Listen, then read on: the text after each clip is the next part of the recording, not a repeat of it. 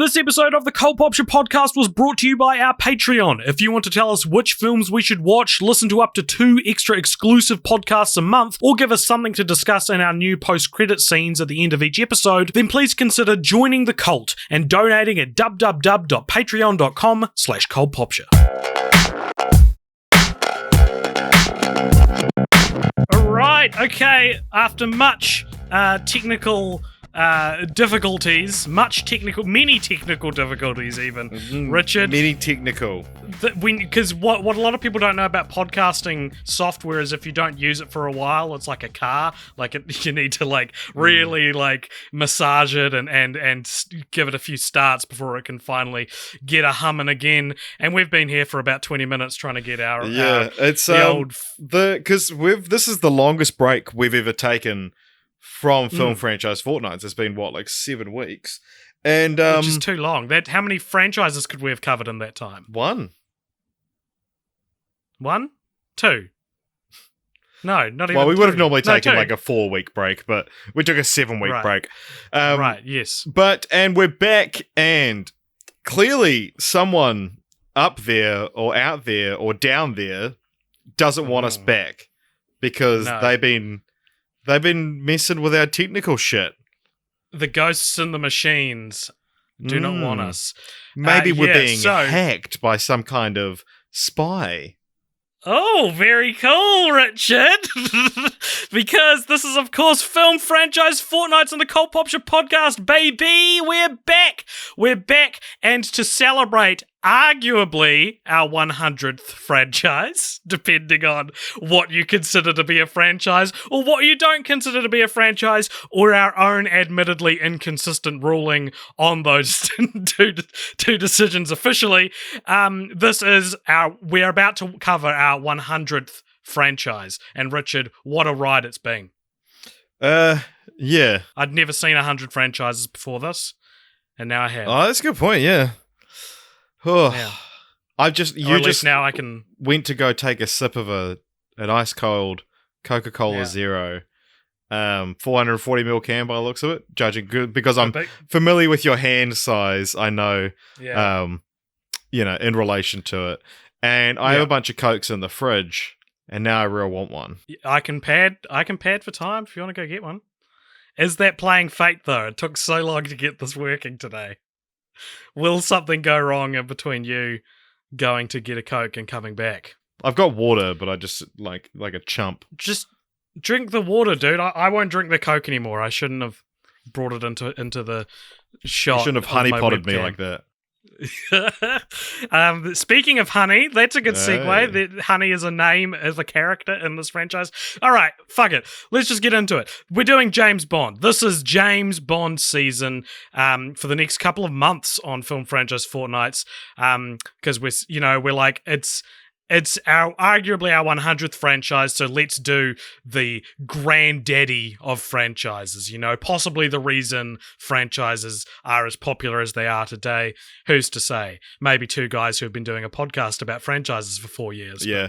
I did suggest for our 007th franchise, we should make it our 700th franchise and wait until we're covering our 700th franchise. That's a good idea. Yeah. But I guess now works as well. So we're going to be covering these in parts, and this is part 1. So the 007 series, if you've inexplicably never heard of it, follows the suave, smooth, cool, calculated, alcoholic, violent, rapey British spy James Bond and his many missions and adventures. The films are based off the characters and sometimes the novels created by Ian Fleming. There have been 25 official films released in the franchise in the past 60 years, with 6 actors stepping in to portray the character of Bond over these 25 official films and the different eras the series has covered. Now, I'm using the word official very intentionally there because there are a few outliers which we will cover, which we'll talk about in this episode, but not, we haven't watched them yet. So, the most logical way then to split this series up into multiple episodes, Richard, is to tackle one actor's run at a time, right? So, we're beginning with the Eon-produced series, specifically the 6 Sean Connery films, plus the lone George Lazenby film, which wouldn't make sense to cover in its own episode, and it interrupts Connery's run as the character anyway. So we'll get to that. So this is the Connery Lazenby episode. Conlaz, as it's abbreviated on our rundown of episodes. Yeah, the Conlaz era. So between 1962, which is it's not the earliest we've gone back on film franchise Fortnights, but it is still pretty early. It's not the earliest year. No. What else would I have meant? Well, 1962 implies the existence of a 1961. It does. That's true. Well, between 1962 and 1971, we had the following films: Dr. No, From Russia with Love, Goldfinger, Thunderball, You Only Live Twice, On Her Majesty's Secret Service, and Diamonds Are Forever. So we're going to go through these 7 films, sort of one at a time, and sort of discuss. You know how it is. You know how the show works. So let's just jump in, Richard. And the first film we watched, and the first film in this 25 long film franchise is Dr. No, came out in 1962, directed by Terrence Young. What do you think it has on Rotten Tomatoes? 80-something. It's got 95 on Rotten Tomatoes. A very well-respected film, and I'm trying to not burst out laughing because I know how much you and I respect these films, as we'll eventually reveal. But before we get into that, can you please tell me what this movie is about? So this is, I believe, a MI6 agent is killed, and so Bond is kind of assigned to figure out what went wrong, and he goes on a globe-trotting adventure. Specifically, Jamaica's a large part of it. And where he shacks up with globetrots all the way to Jamaica and doesn't go anywhere else. Yeah. And he shacks up with a few women, says a few problematic things, and then defeats the evil Dr. No, who has metal hands, by like drowning / boiling him in like a irradiated water. Yeah, and Dr. No's plot is to disrupt an early American space launch with a radio beam weapon. Did you know that? Yeah. Because so many... Okay, let's just let the cat out of the bag. These films, these early James Bond films, are so fucking difficult to follow. Like, they don't show you things, they just tell you you're doing things. So if maybe you're like, I don't know, slightly distracted and you come back and you're like, all right, what are we doing? And it's... Radio as beam. They go along, it gets a lot more simple, and it's like, this is the bad guy. He's trying to stop him, and it's like, okay, cool. But they start out a little too complex for my tastes, or at least my attention span, or my reading comprehension, I guess, is probably what's being called into question here. Richard, what did you think of Dr. No, the one that started it all, the classic? So my experience with James Bond growing up, when I was a little boy, so I had seen, I remember they like re-released, I think before Skyfall, they re-released all of the James Bond movies on Blu-ray in like a aesthetically pleasing kind of, you know, that they all looked the same. And I was like, I'm going to collect all of them. And so I think I asked for some for Christmas or something like that. And I got Dr. No and Thunderball. And then I bought On Her Majesty's From Russia with Love as well.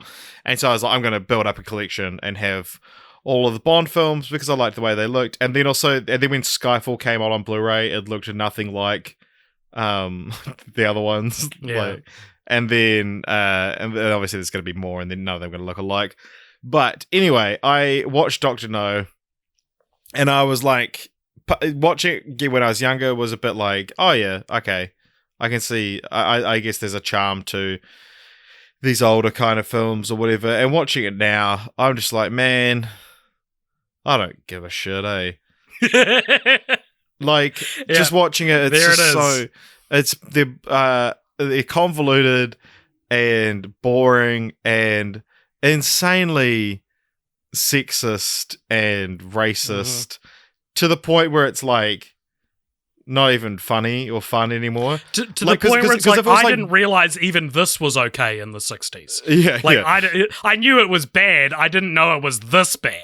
Yeah, well, it's one of those things that's like, because you watch an old movie and there'll be like a slightly problematic thing where you're like, he's being a little bit sexist or whatever, and you go, I wouldn't be able to get away with that now. And now it's just like, oh my god, this is the whole film. Yeah, and it's tiring. It's boring.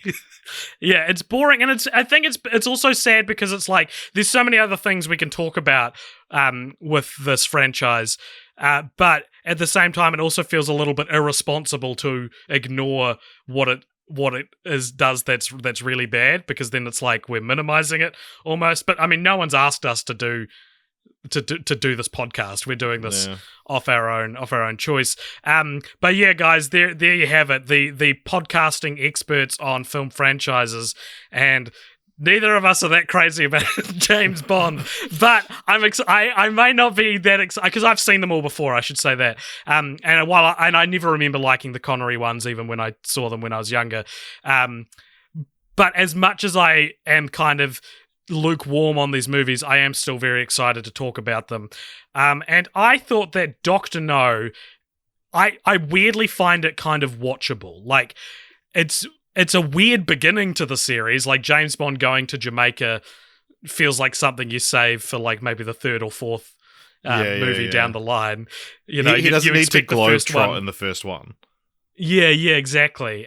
Yeah, I agree. So it's a weird start, but I do find it relatively watchable compared to some of the other ones. But within the pantheon of Bond movies, this one is actually considered to be in the upper echelon. Yeah. As I said, 95% on Rotten Tomatoes. But I think it might just be because this one, along with From Russia with Love and especially Goldfinger, are some of like the most pioneering films of all time, and not just within the Bond franchise, but the secret agent subgenre of film itself. You know what I mean? Like this is one of those things where you watch and you're like, this is where this is from. Yeah. It is. Yeah. And I do get why this is kind of one of the more beloved ones. Not only the fact that it started it all, but I guess it's just kind of an easier watch than some of them. Yeah, it's very basic in a lot of ways. Yeah, I mean, I guess a lot of the stuff I like have to say about it relates to the entire franchise, and I don't want to waste it all just yet. So, sure. What other talking points have you got? Well, so I've got a list of things here that this movie specifically pioneered. So for those who haven't seen it, Bond is Bond right off the bat. There's no growing pains with establishing his characterization. It's all there right from the get-go. It also has a theatrical and maniacal villain who's got like I want to say physical quirk, but is that offensive to call not having hands a physical quirk? A physical and something notable about his physicality, I guess. And he also lives in an underwater lair, actually. So a lot, like, if you think of what Austin Powers was parodying, it's the first 3 James Bond movies. Yeah. Except when James Bond did it, it was serious. Yeah. Yeah, you watch like the finale of any of these films, and it's like a big lair and countless bad guys, and yeah, exactly, and lava pits. So Dr. No was famously a low-budget success as well, with a lot of grassroots filmmaking going on behind the scenes, which, had it not spawned one of the most successful franchises of all time, could almost be considered like a humbling, pulled your bootstraps, kind of tale of go get 'em filmmaking, but it kind of has grown to be something that completely eclipses that, I think. So originally, the film's producers, whose names are Harry Saltzman and, let's get this out of the way, Albert Broccoli, the only time I've ever heard broccoli used as a surname, because I knew it was broccoli. Well, I know of one other one, which is the current producer, one of the producers of No Time to Die is called Barbara Broccoli.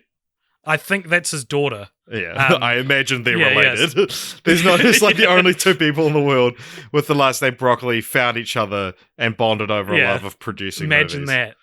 Imagine that. So yeah, let's get it out of the way. You're going to be hearing the word broccoli a lot in this series, in this series of podcasts. So they originally wanted to adapt Thunderball as the first 007 film, which is the 8th novel of the series, but there was a legal dispute with it, as the story of Thunderball was like originally written by Ian Fleming with a guy named Kevin McClory as like a failed screenplay. Like they were trying to translate it to film and they used Thunderball as that story. And then when that didn't work, Ian Fleming turned it into a novel.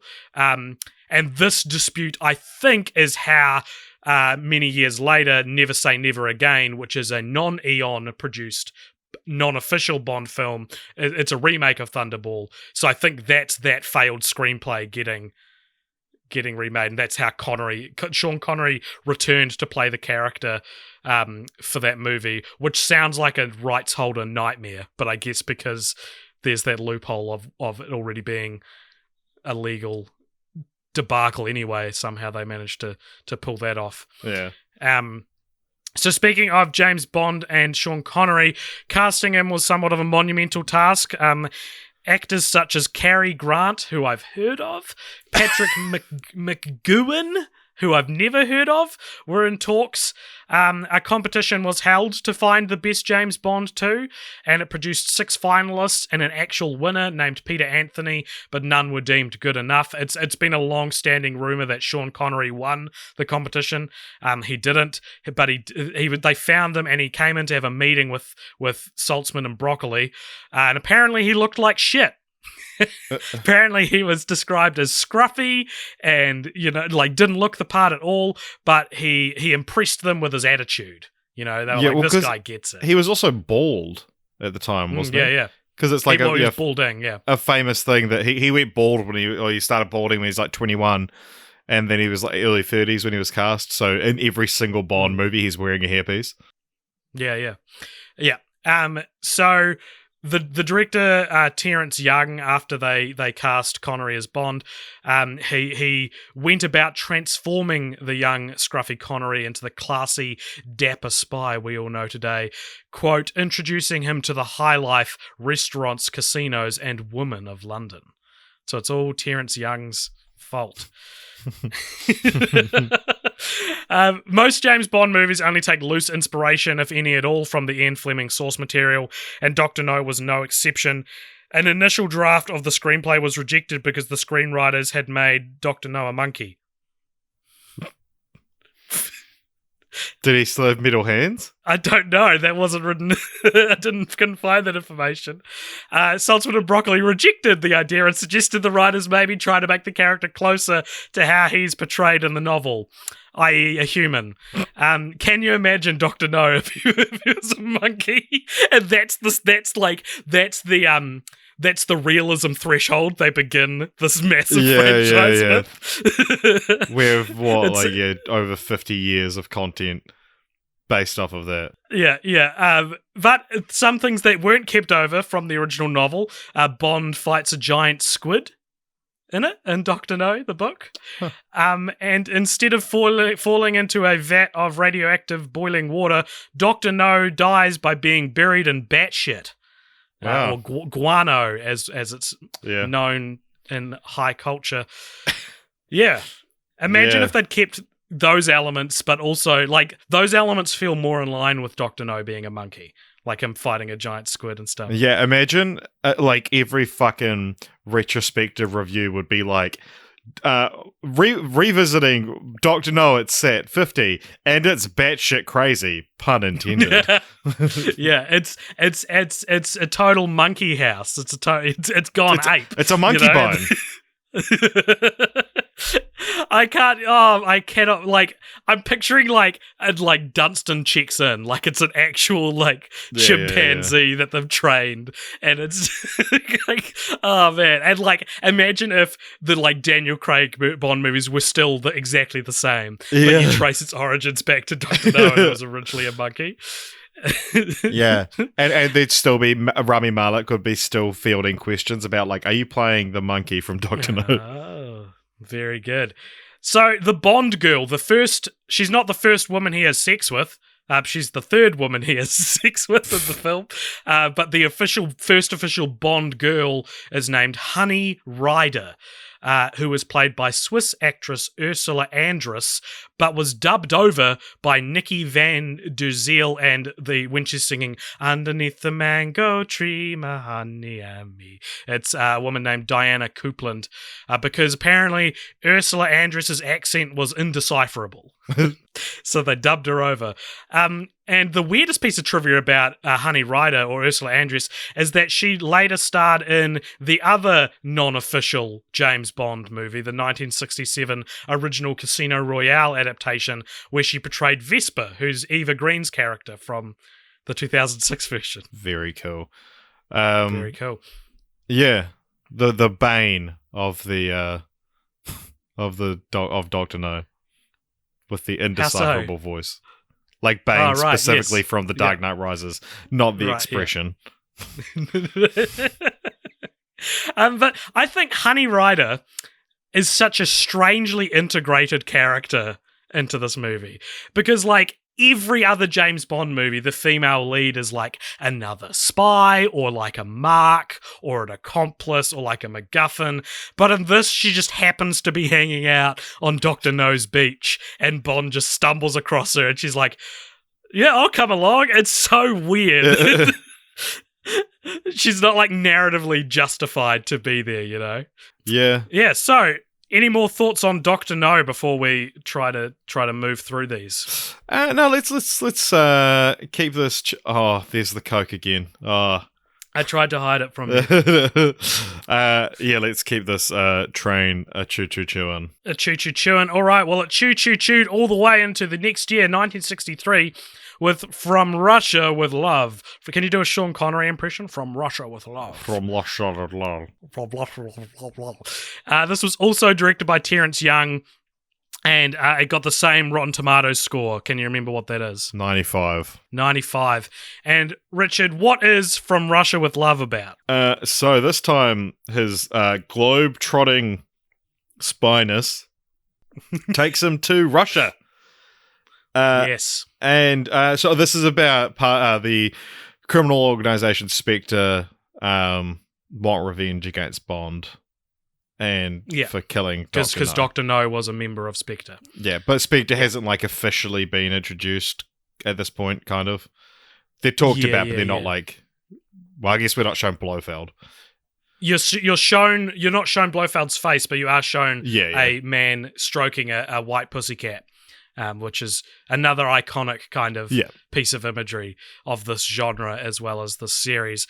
And it's all about them, it's supposed to be Bond is sent to assist the defection of a Soviet consulate clerk named Tatiana Romanova in Turkey. And it's so convoluted. Here's what I think the movie is about. Yeah, okay? This one was probably the hardest one to follow. Yeah, right. So it's that there is a lector. There's an item called a lector, that's the MacGuffin, and it's a decoding device that Russia have and Spectre want, and the leader of the Russian government is secretly with Spectre, and so they send Tatiana to retrieve it with Bond, and because they ask him to come in, and they tell Tatiana that she is to kill Bond. And they know that Bond will come on board because he'll think it's a trap and, want to best it. So it's like there's like double agents and then like a triple agent. It's this is actually considered to be the best one by a lot of people, which is funny because I actually think it's probably my least favourite now, and depending on how we go with the Roger Moore movies, it might stay at the bottom. It's just so boring. It's so hard to follow. Yeah, it is like it's hard to follow, and it's one of those movies that like I'm struggling to put together in my mind because there's some parts that I'm thinking, oh no, that must have been from a different film, or like there's scenes in this, like I've got the Wikipedia page open and being like, oh, I thought that was an X film, and like there's a couple of things, and so it's like, I'm narratively trying to piece it back together in my brain. No, that's totally a good point. It's like there's nothing defining about it that all the other ones have. So it just feels like the deleted scenes from because even the fact that it's like, because it's like Thunderball's the underwater one, Doctor No's the Jamaica one, Goldfinger's the iconic part of that. Whereas like for Russia with Love, even though it's in Russia, that doesn't feel like a big part of it. It doesn't like, it's not like we're exposed to heaps of Russian iconography and can do that. Thank you, Jess. I messaged Jess. She's just woken up from a nap to bring me one of the Cokes from the fridge. Very cool. In typical James Bond fashion, ordering a woman's bought you a drink to do something for me. And from Russia with Love, it's not even like goofy or silly in the way that some of the others are. You know, it's not. It's described by those who really like it as like a Cold War thriller. And I guess if you're intelligent enough to... Yeah, it's like kind of a precursor to like Captain America the Winter Soldier, right? A much better movie. So this film introduced several conventions. Oh my god, that's so satisfying. It's so hot in this room. And this... Yeah. Oh, it's been a while since I've sipped a icy cold carbonated beverage on the podcast. Nice. Oh boy. So this From Russia with Love introduced several conventions which would become essential elements of the series. The pre-title sequence, the Blofeld character, who's, you know, the big guy, is referred to as number one in this film, and he's referred to as question mark in the credits. There's secret gadgets, secret weapon gadgets in this film. There's a helicopter sequence, which Wikipedia said is repeated in every subsequent Bond film except The Man with the Golden Gun. Is there a helicopter sequence in every single subsequent Bond movie except that? That sounds like something that doesn't sound true, but I also probably won't notice if it is. But I don't know enough about helicopters to dispute it. So this one doesn't have a theme song, right? This is just... no, it has an instrumental theme song. Yeah, which a lot of people are big fans of, but it doesn't really count in that kind of discussion. No. Yeah. No, and we will be talking about the Bond songs towards the end of this episode. So this was also the first time that James Bond Will Return featured in the credits, which is also a mainstay. Yeah, it's funny, like, seeing in these ones how it'd be like, James Bond Will Return in Goldfinger, and it's like, you know, nowadays... a Bond film will come out, you won't hear anything for like 2 years, and then it'll be like this big thing about like, oh, they're filming it, but we're not telling you the title just yet. Like, they make a big deal about the titles now, whereas here it was like, oh yeah, we'll do Goldfinger. I guess because they're adapting the novels. It's different, but now it's like... Now they're going to make them up like a bunch of plebs. Well, there's a few they could use. Yes, there are, and there's a video I made on this subject of the unused Ian Fleming James Bond titles. I'll leave a link to that video in the show notes of this episode. So when you think about this film, what's something you remember about it? Like, is anything you, like, a semblance you enjoyed? Like a brief light in the darkness, which you're like, that was all right. So in this film, there's like a segment on this film that takes place on a train, specifically the Orient Express, right? I think it might be, yeah. Yeah, and so... that's cool. I mean, train scenes are always fun. Train levels in video games tend to be really cool, I've noticed. Like, the Uncharted 2, I think, is a really good one. What was your first train level in a video game? What was my first one? Uncharted's was... Or Uncharted 2, I can't remember which one. Is the first one that I was like, fuck, train levels are cool. And I must have seen more before that. But there's one I think in Tomb Raider 4 that's real good. Yeah, it's like it's a cool memory narrative, like and gameplay sort of device to have you confined to quite a narrow, straight line, and also like being able to take down enemies or whatever by just kicking them off the side. It's just like exactly. and it's the implication of like there's a very definitive end to what you're doing. This can't go on forever. You know, you're not just waiting through the English jungle. There's a ticking time bomb of this train has to stop somewhere, or maybe it's hurtling towards a bridge or something like that. So, you know, that was reminiscent of that. it conjured up good memories I have associated with trains, and so I like that. That's the most glowing review you can give this movie. Conjured up good memories I have of being on train. Well, actually, not even being on trains. Just seeing trains and other things. Yeah. Trains are badass. Yeah, I like the train scene. There's also a pretty cool fight scene with one of the main bad guys that happens on the train that I was like, this is cool, I guess. Oh, also, I completely forgot. Sorry to go back. I'm pretty sure to go back to Dr. No. There's, you may remember, like, we were covering Fast and Furious and I got hit by a car. And then what was it? What was it we were covering after that? And you almost got arrested? RoboCop, and then you almost got arrested by a human cop. Yeah, but not ironically. Really. And so there's a scene in Dr. No where one of the henchmen fails to kill James Bond, so they're like, do it again, but this time with a tarantula, and which is ineffective.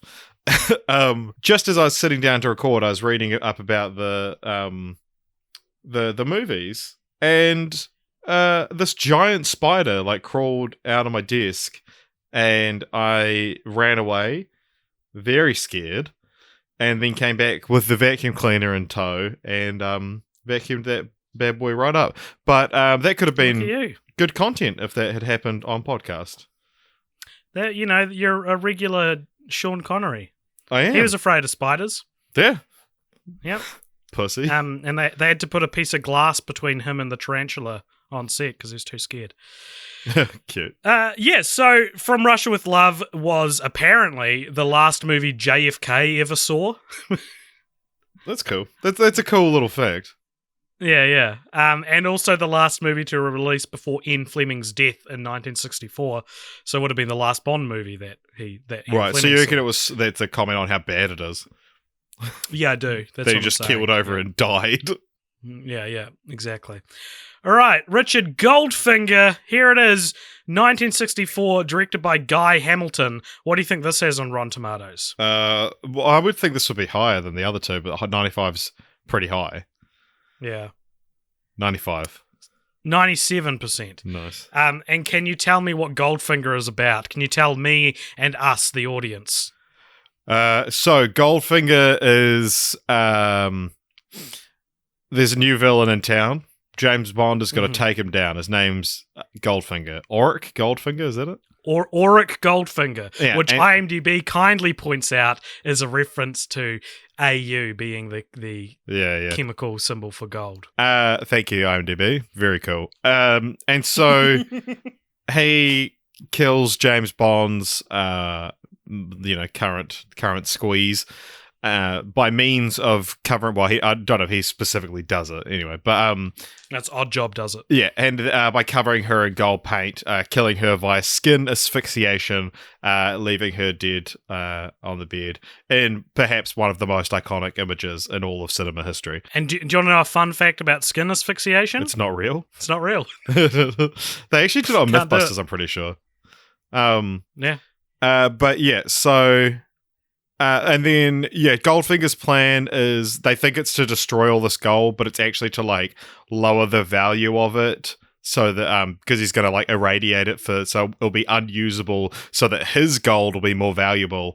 And then, there's, of course, Oddjob, who you mentioned, who is a precursor to Austin Powers' Random Task. But instead of throwing shoes, he throws hats. And instead of killing and torturing people in real life, I'm sure Oddjob has nothing against him like that. How good is Goldfinger's plan? Like, that is quintessential, like secret agent villain. Like, he wants to make all the gold in the United States radioactive because he's German, so that his gold will be the only gold left of value. That's a good that feels like a blueprint that has been often replicated and parodied now. So I really liked that. I think this is my favorite Sean Connery film. I probably agree Goldfinger. with you. Yeah, like even this one though, I was like watching it, I was like, this is going on too long. Oh yeah, all of them are like that. Or like even some of the Daniel Craig ones are like that, dude. But like watching the scene where he's like cuffed, spread eagle with a laser that's gonna cut him in half, and he says, "Do you expect me to talk?" And he says, "No, Mr. Bond, I expect you to die." It's like, okay, I can see why this has stood the test of time because it's fucking awesome. Like seeing that line for the first time in a cinema in whenever it was, 1964. You'd be like, oh, fuck yeah. Yeah. It's hard to believe there was ever a time before parody when that scene existed like that. It's so like, oh my god, it's actually how they do it in The Simpsons. I had no idea it was like this. Yeah, it's one of those things, it's such a, like... it's so ubiquitous that it's like it's crazy that it started somewhere. Or rather that it's not like The Simpsons was doing a general broad like style parody of the type of thing that would be done in a James Bond movie. It is like lifted directly from the film. So this is considered to be the first blockbuster of the series. Its budget was equal to that of the first two films combined, and it's also seen as the one that really pushed the James Bond brand into the mainstream. It's the blueprint for a lot of espionage movies that would follow in this era, and it's the most iconic of the old Bond films. It's got the Aston Martin DB5. It's got heavy use of gadgets and technology.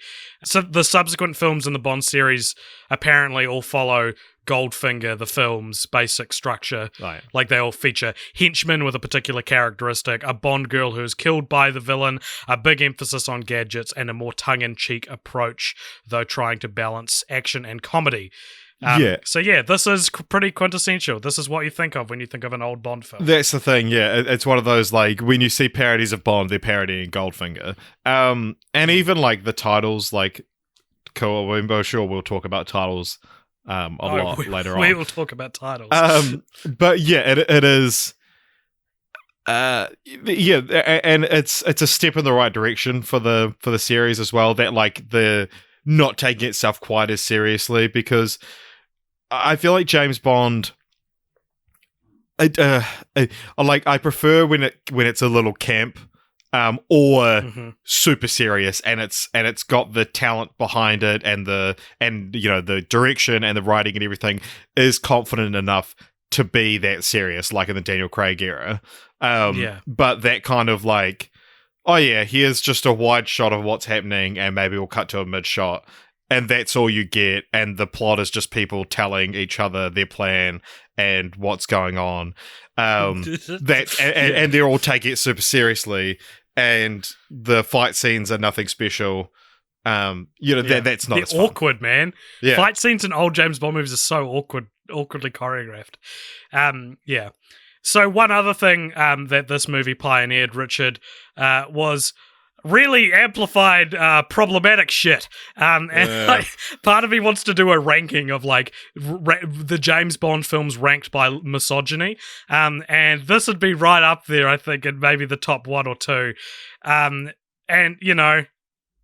as I said, we kind of have to talk about this, whether we dwell on it or not. So this film is kind of, so there's two things. One is like, this has like a microcosm for this problem right at the start when Felix Leiter turns up and James Bond introduces him to the girl he's hanging out with by the pool, and then he goes, say goodbye, and she's like, what? And he's like, man talk, and then she walks away and he smacks her on the butt, and it's real like, oh my god. Yeah, I was actually watching this with Jess.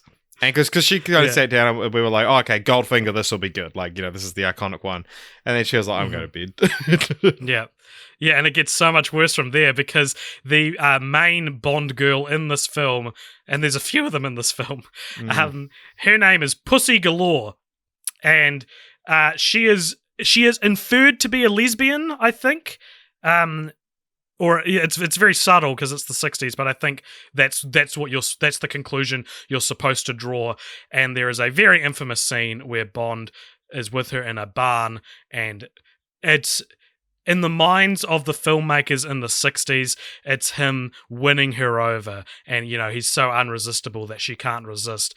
But so unresistible that she can't resist. Yeah. But the way it's filmed now, and the way it's acted, it kind of just looks like he forces himself upon her.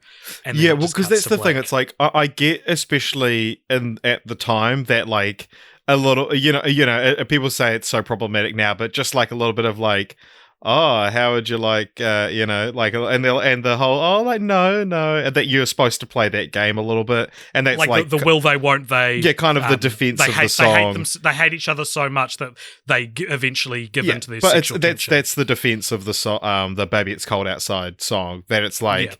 It's the expectation at the time was that you would resist a little bit, and then that so that the guy would have to fight for you and things like that. And so it's like there's a few moments in these films that you can be like, okay, whatever, like this is just simple flirtation. It's just involving the word no, which makes it problematic. Whereas this one is like, get your hands off me, and like holding you down, and like, and it's she is not keen, and the scene ends with him on top of her. And I'm sorry if this is triggering for people, and I don't know what word you're supposed to use there, and to not sound like you're making fun of it. I'm not making fun of people who get triggered at all. So I apologize if this has been stressful to listen to, but yeah, the scene ends with him on top of her, and she's like pushing against him, but he's too strong, and he like lowers himself down and kisses her, and just as it's fading to black, you see her like reciprocate.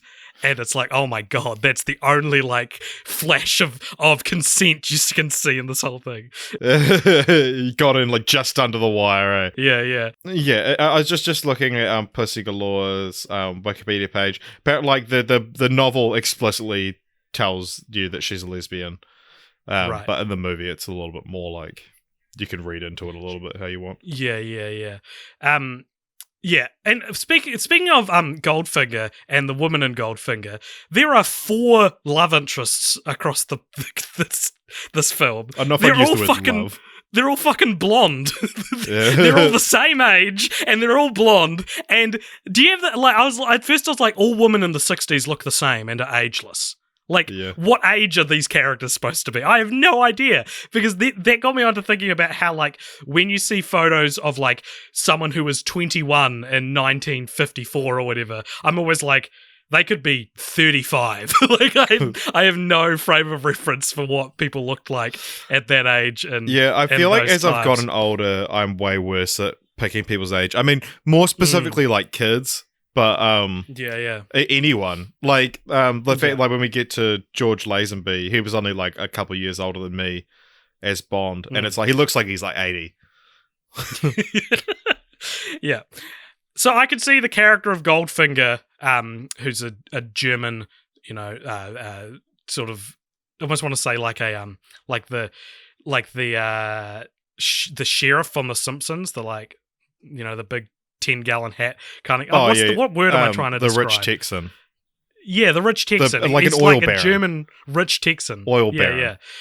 Yeah, an oil baron. That's a great way to put it. I could see him being adapted in like a Daniel Craig movie, but there's no way Odd Job makes it into a Daniel Craig movie. Because, so this is the thing, though, right? Like, if we got a character called Auric Goldfinger in a Daniel Craig movie, he wouldn't be a rich Texan oil baron. He would be like a 17-year-old, like African-American guy. Like it's why do you because think it's like, and this isn't my like being like, oh, the woke police, but it's just like when they bring these things back, they love to be like, oh, it's so different. You would never guess that it's the same person. They're a different race. What? Yeah, because like fanboys love to get angry about race swapping, and I think that they love that free press a little bit as well. So it's like, right, why not? I mean, he doesn't have to. Do you reckon be Goldfinger would be like a PewDiePie type? Yeah, 100%. Yeah. Like the Sacha Baron Cohen's character from Who Is America, the one that's like, OMG, whiz pop. Yeah. like yeah, that. whiz pop. Yeah. Yeah, that'd be the modern day Goldfinger. But I just don't see a way you can repurpose the core of Oddjob's character in a way that is grounded, but also doesn't take all the purpose and fun away from the character. Yeah. Well, I mean, Dave Bautista if you take away him throwing a sharp hat, what is it? Yeah. The hat, I guess, yeah.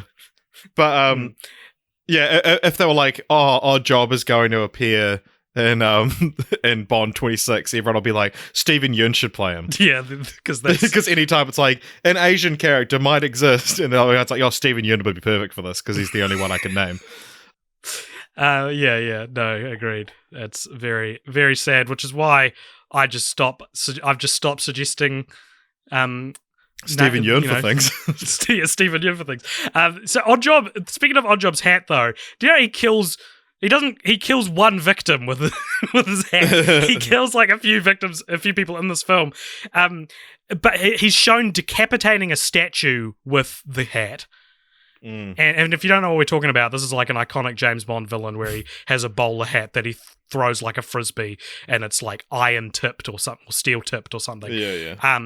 And so it decapitates a statue, and then he later throws it and kills Tilly by throwing it at her head, but it just knocks her out. And it's like, if it's not decapitating her, what is it doing? Although, to be fair, it doesn't hit the statue and like slice through it. It hits the head with enough force that it cracks off. Right, okay. I just think it's like you need to show a bit more gruesomeness if you throw, like, that's the allure of seeing that weapon, is like what it'll do to someone, and you only ever see it hit one person, and it might as well just be like a rock thrown at them. Even less, there's no real violence shown, and I don't know why I'm harping on about why I want violence so much. Maybe it's just because I have issues, Richard.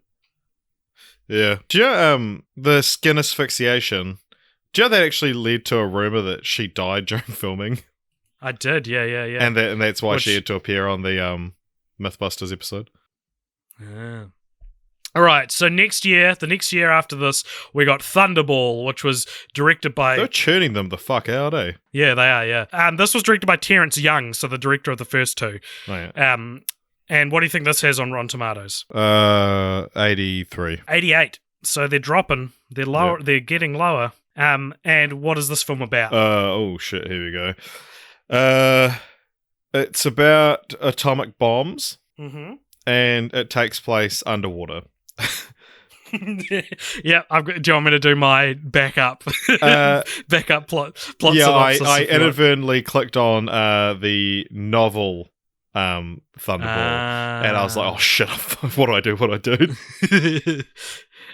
Yeah, so the film follows Bond's mission to the Bahamas to find 2 NATO atomic bombs stolen by Spectre, which holds the world to ransom for £100 million in diamonds in exchange for not destroying an unspecified major city in either the UK or the United States. And it's later revealed to be Miami. I love reading these plots, and I'm like, oh, that's what it's about. It's set in the Bahamas. It's the underwater one. And like a quarter of the film is spent underwater, I think. And this... It's a simple plot. Bond's got to find Spectre because they've taken 2 atomic bombs, and it's like, cool. Hey, From Russia with Love, can this please be the level of attention I'm expected to pay to these movies? So what did you think of this movie? This was the one that growing up, I like, because I'd only seen a handful of them. I would have said that I quite liked this one. And now I don't know that I would say that. No, neither. Because it is, again, it falls into a lot of the same issues as the previous films. It is overly long. It's not very interesting visually. And when you've got, like, the idea of a Bond film set a quarter of it underwater is a cool idea, but it's like, you just can't tell what's going on. It's just people in diver suits just harpooning each other. It is. So when I first saw that, so there's I don't know if it's a particularly famous scene, but I watched all the Bond movies like in 2012 before Skyfall came out, and the one thing I remember about this film is the underwater harpoon fight. And I remember thinking at the time, I have never seen something like this before. I've never seen a scene like this. Yeah, and I think it deserves maybe some credit for that. So this was supposed to be the first film, but as I mentioned, it was tied up in legal disputes. But then, with all this conversation about it being the underwater one, it's like setting the first one in Jamaica. Like, why would you make the first one the underwater one? The first one should be From Russia with Love. That's the the basic structure that is then. Well, first one should be Goldfinger. Yeah. And then like, the other ones are like subverting different elements or recontextualizing these same structures to different environments. Yeah, because Goldfinger isn't about the fact that it's globetrotting or anything like that. No. It's got a villain. The villain has a henchman, and they've got a reasonably simple plan. Whereas, like, already it's like James Bond, but here, James Bond, but there, James Bond, but underwater. Yeah. So now let's return to I can't believe this was okay in the 60s corner and talk about this film, because this might be it's between this and You Only Live Twice for the most jarringly offensive stuff. James Bond literally Weinsteins a girl in this one. So he threatens to fire her unless she has sex with him. And I don't know if this makes it worse, if it's even worth mentioning, but he can't actually get her fired. She thinks she's responsible for something that she's not responsible for, and he just doesn't tell her that she's not actually responsible for it. And she's like, "Oh, you won't tell my bosses, will you?" And he's like, "Well, I suppose I have a price." Or something like that, and then it cuts it like they go into a. He follows her into the shower, yeah. Which is I it's not class. It's not cheeky. It's not a cheeky way to get a girl, which you could argue is what it is in Goldfinger. Yeah, because that's one of the things. It's like you don't want to see like because you think of like your average dude in the 60s watching any of these films, and it's like a male fantasy, right? That you go and you'd be like, fuck yeah, I'd love to sleep with heaps of women and all this stuff, and then and even Pussy Galore is like, it's written by men, but at least in this male gaze world that the film exists, she does like consent. It's poorly represented, but you're at least shown that she. And again, I'm grasping at straws to try and emphasize why this one's worse. At least you're shown that she's at least somewhat into it. This is just blackmail. And so also like I don't want to encroach on a later segment, but you listen to the theme of Thunderball. The theme song to Thunderball is all about like how amazing James Bond is, and this is the like the male fantasy, right? It's like any woman he wants, he gets. He runs while others walk. He acts while others talk, and all this stuff. And it's like, isn't part of it being so irresistible that women want to have sex with you, not like, hey, yeah, fuck yeah, I'd love to trick a woman into having sex with me. Like, that's, that doesn't add to his character in a positive way for the people who are supposed to get off to this, It's what I was saying at the start, that I can't believe in the 1960s that blackmail wasn't like something that people considered a bad thing to do to get sex. Well, okay, I think, and that sounds very naive of me. Well, but, to be fair, I think it's that the people who like had a problem with that, who gives a shit about them? They were nobodies at the time. They weren't considered people. They didn't have a voice. So it was like, and that's, I mean, like these whole things. It's like you have these misogynistic films that treat women poorly, but who cares what a woman thinks, right? Right, yeah. Because it's men are talking. And that's clearly what the filmmakers believe as well. Like there's even more understated moments in it where they refer to a woman being subservient and that just being the natural order of things. You know? All right, so next, Richard, we were graced in 1967 with the film, Sean Connery's fifth film, You Only Live Twice, which was directed by Lewis Gilbert. What do you think it got on Rotten Tomatoes? This would be significantly lower, I'd imagine. Like 65? 73, so not even, I wouldn't even say that's significantly lower, That's still fresh, baby. Baby! Can you tell me what You Only Live Twice is about? So this is the Bond Goes to Japan one. Yay! I'm sure this will be done tastefully and with respect to the culture, and in a way that gives the Japanese characters a lot of agency, and they're allowed to move on their own. They're not seen as like wacky exotic outsiders. I'm sure that's what'll happen in 1967. Yeah, you're right. So yeah, this was it's about he gets sent to Japan after there's like people disappear in orbit. Because that was the hot thing at the time. There's a lot of like spacey kind of stuff in the Connery years. So he goes to it's these space stations that get swallowed up by a larger space station. This is he meets Blofeld, who we see for the first time, and then James Bond dies, but then he lives again, but this time he's an Asian man. That's a good approximation of the story. I guess the main thing I'd say that you maybe need to know for this film is that Blofeld and Spectre's plan is to pit America and the Soviet Union against each other. So that's why the space shuttles are going missing, is because they each think it's each other. Like America thinks it's Russia and Russia thinks it's America. Yeah. And because this is like during the Cold War and stuff, yeah. Yeah, and it ends up with a volcanic lair where we finally meet Ernst Stavro Blofeld, portrayed in this film by Donald Pleasance, who we've seen a lot of, Richard, in the Halloween films, where he played Dr. Loomis. And this guy, I put a picture of him on the Instagram. If you haven't seen it, if you've seen Austin Powers, this is who they based Dr. Evil off. Yeah. Like he's a bald man patting a white fluffy cat with a scar down his face. And it's Dr. Evil. It's entirely Dr. Evil. Yeah. It is a great villain design. Yeah. And then it's funny that they like abandon it. Yeah. But like how iconic it became just after this one film. And Donald Pleasance never portrays the character again. Yeah.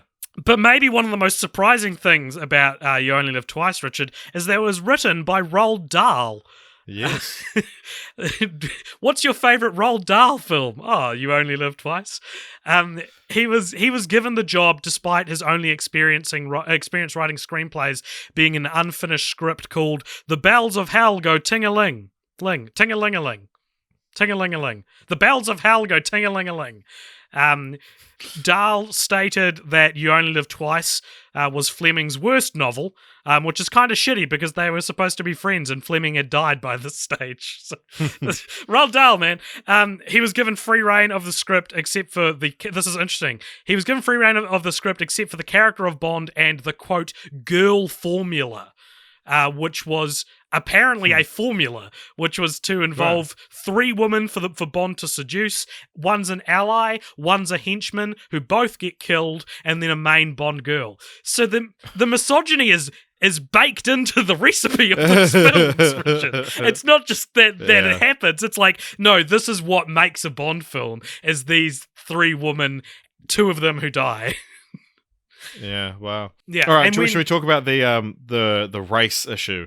Yes, please. What are you talking about? Tell us what specifically you are referring to. Okay, so yeah, this film, Bond fakes his death, and then he comes back as an agent because he's like they live with ninjas. He learns how to be a ninja in an afternoon. Yeah, but he's just got kind of like darkened skin, bushy eyebrows, and a shitty wig. And thankfully, I don't think they did any like eye prosthetics. No, narrowly avoided that, I'm sure. Yeah. Is it consolation that they don't do a very good job and he doesn't look remotely Japanese? Does that make it better? Yeah, it's weird because it's like I get what you're going for, but it's like just go the whole way. You know, if you're gonna be a little bit racist, just be fucking racist. But it also doesn't really go anywhere. Like it doesn't come in handy. Yeah, it doesn't need to be looking kind of Japanese. So this is kind of universally remembered as being the yellow face James Bond movie. Which is very unfortunate. When I was originally watching these films before Skyfall, I was 18, and I remember feeling so drained by this point, like in particular because of the girl formula. And I found Connery's Bond was so heartless, and in this film, his main love interest is killed and then replaced with a new relationship, which is then consummated, all within 24 hours. Yeah, yeah, I'm glad you brought up Connery's Bond because I don't really like him. I don't like him. Yeah, but a lot of people are like, he's the best one. Can't fucking mess with him. He's but it's the like, worst one. He's just annoying. Like, there's no depth to his character in any way. Yeah. And I don't particularly like Sean Connery anyway. Sean, yeah. It's okay to hit a woman if they talk back to you, Connery. Yeah. Yeah. No, if you came to this podcast because you like our show and you love James Bond, I'm saying it, dude. It is time to remove Sean Connery Bond from the canon of great movies. Not the James Bond canon, but the idea that he is irreplaceable. Not to fire him out of a cannon. Take him out of the cannon! Oh my god! No, it's time to dispel the idea that he is the iconic portrayal, the only portrayal, the best portrayal of this character. Because I disagree. And it's just, it's bad. Everything about it is textbook bad character writing. And I'm calling it. I'm saying it. I tell you what, it's similar to when Superman was invented, it was just like, oh fuck, there's a picture of a dude holding a car above his head. Holy shit! And that was enough to get you to buy it. Like, it was just incredible to see a character do these things that a human can't do. And so they wrote him with every power, and they didn't need to write any weaknesses because it was the first one. And then years later, they invented kryptonite just so they had reason for him to ever struggle. And it's the same kind of thing. It's the first one. And so it's like, let's just write this male spy who just never encounters any issues. And it's boring. And then come Daniel Craig, I guess Moore and Brosnan kind of embraced the campness of that idea, whereas Craig made him a flawed character. Yeah, and it's and that's I mean, I guess it's these are how times and expectations of the audience change throughout the years, and having grown up with Craig's our Bond, because he's when we came of age, he was kind of the one we had. But that to me is such a more interesting place to take a character. Objectively, right? It feels like, what are we even talking about? When people say that Bond isn't good anymore and we need to go back to the Sean Connery days and Sean Connery's the only good Bond, I'm like, what? You only think that because it's been instilled in you. There is nothing compelling about this character anymore. It was released in a time when this was a cool character, and we no longer live in that time. And it's actually okay to be like, nah, not anymore. We don't need to remember these films as being good anymore. That's basically what I'm saying. One final note on You Only Live Twice. The film's production designer and director of photography were doing research in Japan before filming started, and they were going to take this one flight home, but then decided that they would stay in Japan a bit longer to watch some ninjas. There was a ninja show going on or something. And the flight they didn't end up taking ended up crashing and killing all on board. Jesus. Now, you hear stories like this, all the time. I didn't take a flight that then crashed or whatever. But I have to say, postponing your flight to go watch ninjas is the coolest reason to serendipitously saved your life, fuck yeah. Yeah. So, shall we move on to the next one? Yes. All right, well, the next one was called On Her Majesty's Secret Service, directed in 1969. Oh, was that when it was directed, though, or just when it came out? That was when it came out. You can point. Yeah, I'm a hack. So, okay, it came out in 1969, directed by Peter R. Hunt. What do you think this has on Rotten Tomatoes? 72. 80%, so actually higher than You Only Live Twice. And what is this movie about? So in this one, we're introduced to a new James Bond who is the same person, but also weirdly acknowledges the existence of a previous incarnation of himself. It's about the villain's plan. It's Blofeld again, yeah? Yeah, but he looks different. Yeah, and he wants to sterilize the world's food supply. Yes. Yeah. through a group of brainwashed angels of death who are women that live in this like lodge that's kind of this midsummer. Yeah, that's right. Yeah. Now it's coming back to me. Yeah, there's a lot of skiing in this film. Yeah. This is James Bond hits the slopes. Yeah. And it also has James Bond falling in love with and marrying Contessa Teresa di Vicenzo. And we'll talk about her in a second. But yeah, you mentioned before that he acknowledges that he's a new actor.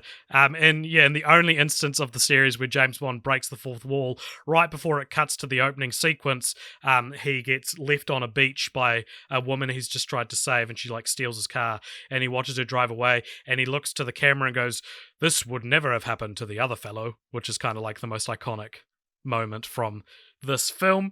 Yeah. What did you think of this one? So I was watching this one and messaging you, as I am at almost any day in my life at any given point. And I just said like, this is immediately more visually interesting.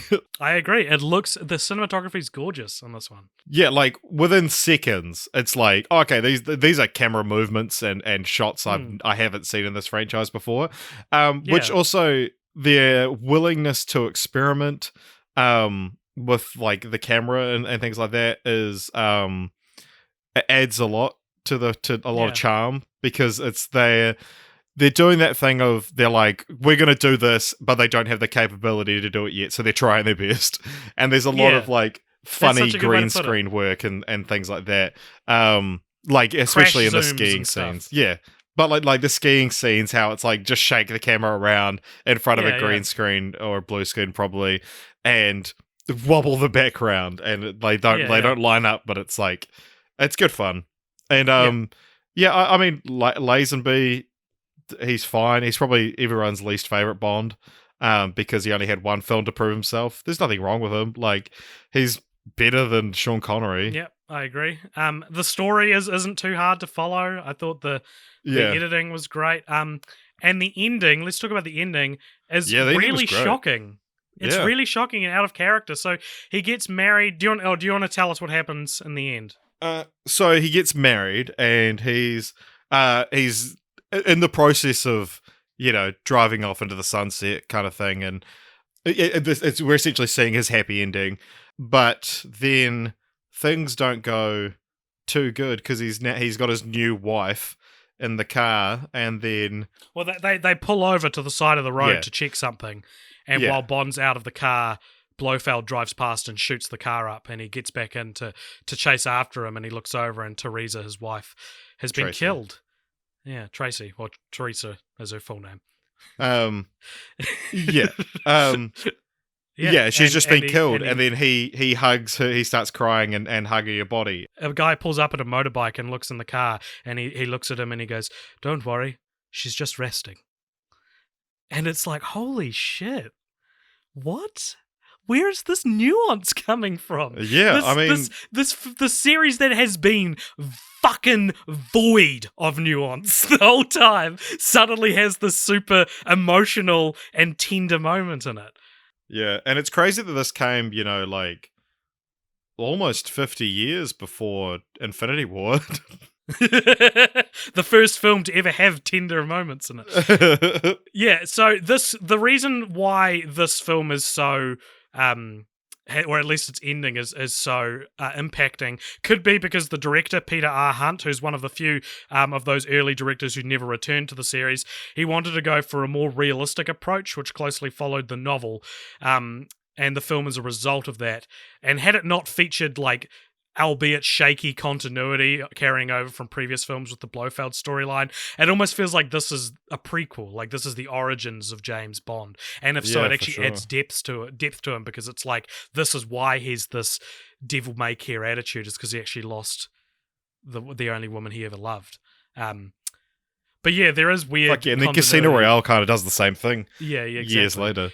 Yeah, but then actually follows through on it. Apparently, Bond got plastic surgery was originally in the script to explain the change in the actor, which sounds stupid, but would actually make a lot more sense because Blofeld doesn't recognize him. Like when they meet in the film, like he doesn't recognize Blofeld, but in canon, Blofeld has had a facelift. He just doesn't. They don't recognize each other. But yeah, so the big thing of this film is that Connery did not return. There's not really a juicy reason as to why he didn't return. He decided to retire because he was really bored, and so George Lazenby, who is an Australian model, did you know he was Australian? I did know that because there's quite a funny story about how he got cast, isn't there? How was he cast? Well, it's essentially this is like, have you got it written down in front of you, or No, he was in a commercial, right? Well, I'm pretty sure it was like he just rocked up to the commercial, to the audition, had never acted before, but was like, I could do this, and so he like rented a suit and a nice watch, and just like, and they were like, "Fuck, you look the part," and he just got the role, and he lied about having acted before and stuff. I think he was in a Fry's chocolate commercial, but yeah, other than that, I think that's the way the story goes. So he was brought on. So he was unknown at the time and is pretty much still unknown now. Kind of made Hollywood his bitch for a year and then disappeared back into privacy. But from the get-go, Lazenby stated he'd only be playing the character once. He was offered a contract for 7 films, but was convinced by his agent Ronan O'Reilly that the secret agent would be archaic in the liberated 1970s, and as a result, he left the series. He was wrong, but he was also right. You know. Yeah. So yeah, there you go. That's how Lazenby got on board and why he left. So contemporary critics kind of hated the film, but in retrospect, a lot of people seem to feel pretty similar to how you and I feel about it. A lot of people call it the most tragic of the Bond films. A lot of people say it's possibly the best one to date. There was someone who said that had it starred Sean Connery, it would be the best one. And then a rebuttal to that saying that Connery would not have been able to play this version of the character, which I agree with as well. Yeah. Any more thoughts on Her Majesty's Secret Service? Yeah, no, not really. It was a nice, it was very refreshing to just have something new at this point. Becoming like the formulas and having a new director and all that was just like, it was a breath of fresh air. And the ending is like, Yeah, absolutely. This is my favourite of the first 7. Easy. Same, probably, yeah.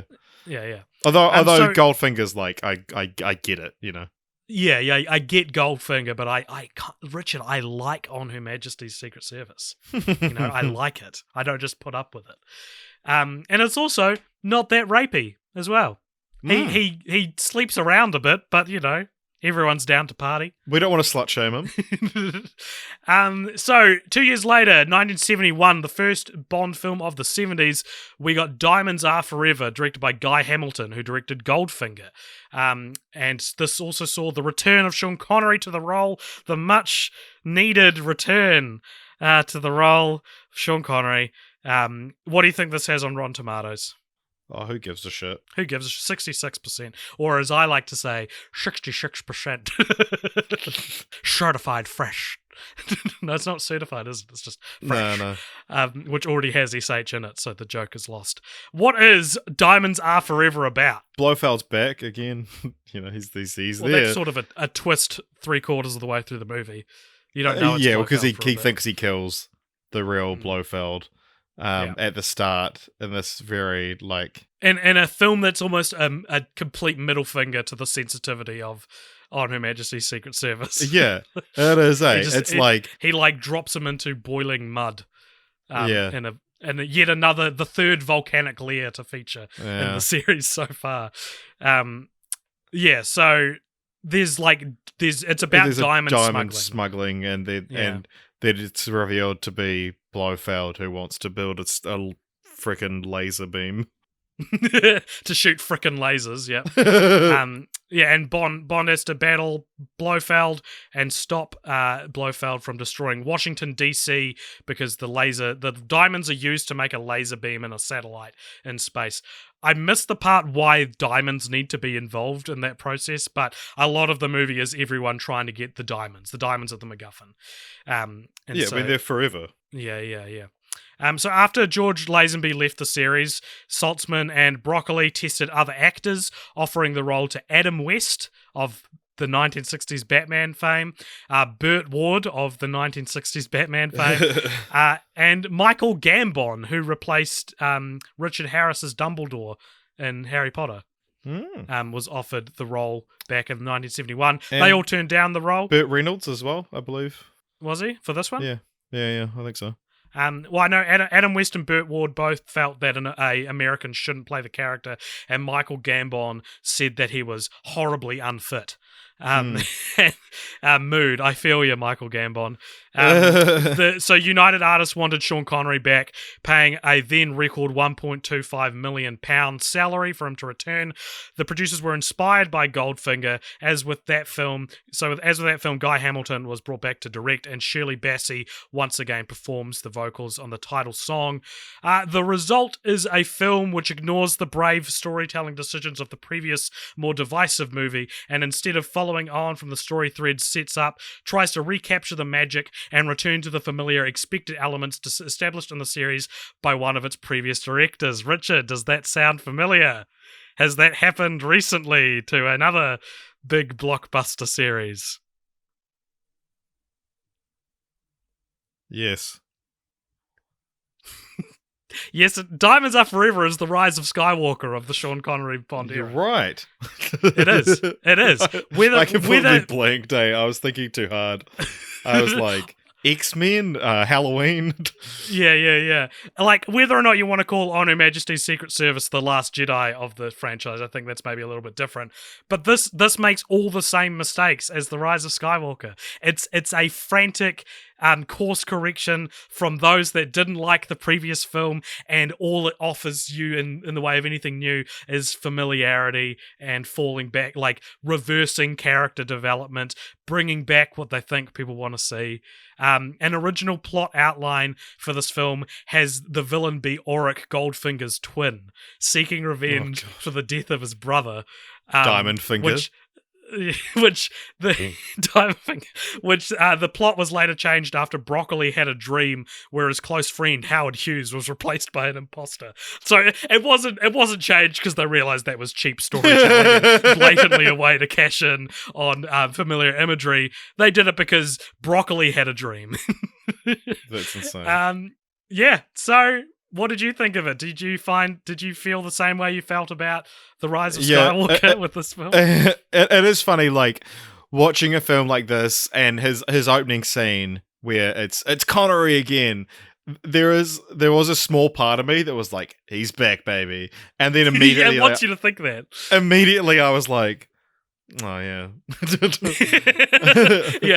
In one of his first scenes, he, like, rips the bra off of the bikini top off a woman and uses it to tie her up to tell him some piece of information. And it's like, oh, God, I don't want this anymore. I just got out. Got out. And now you're pulling me back in the most brutal way.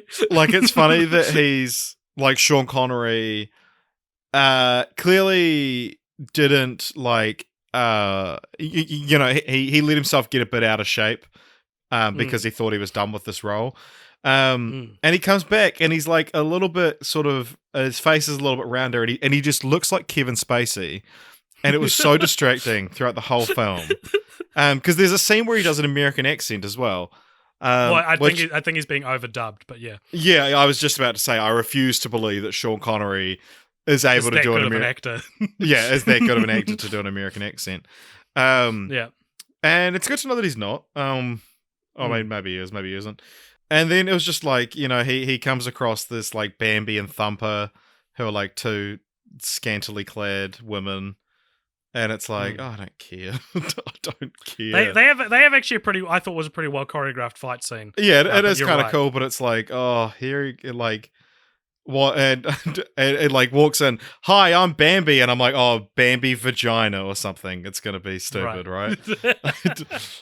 And then no, this one had Plenty O'Toole as the comically who sexual. Is one of the worst fucking performances I've ever seen in a film.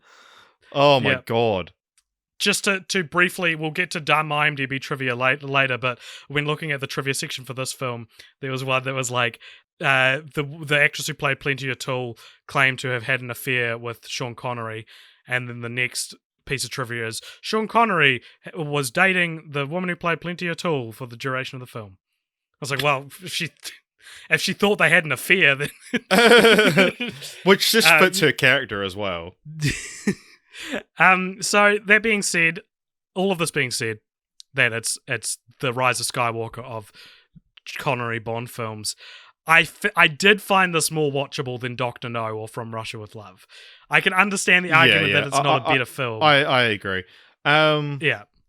Interestingly, sorry, just about Plenty O'Toole.